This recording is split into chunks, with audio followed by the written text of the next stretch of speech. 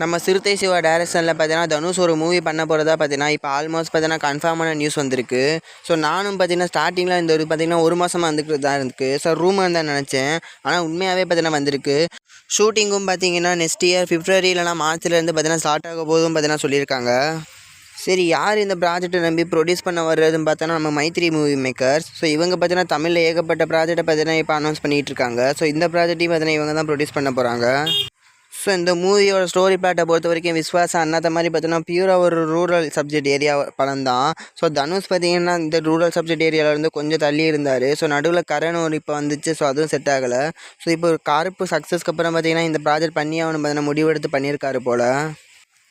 So எது எப்படியோ நம்ம தனுஷ் சார் பார்த்தீங்கன்னா கங்குவாவுக்கு நடந்ததை பார்த்துட்டும் பார்த்தீங்கன்னா தைரியமாக இவரோட போய் பண்ணுறாருன்னா கண்டிப்பாக பார்த்தீங்கன்னா இது நல்ல ஒரு ஸ்கிரிப்டாக தான் இருக்கும். ஸோ நம்பி பார்க்கலாம் தான் நானும் நினைக்கிறேன்.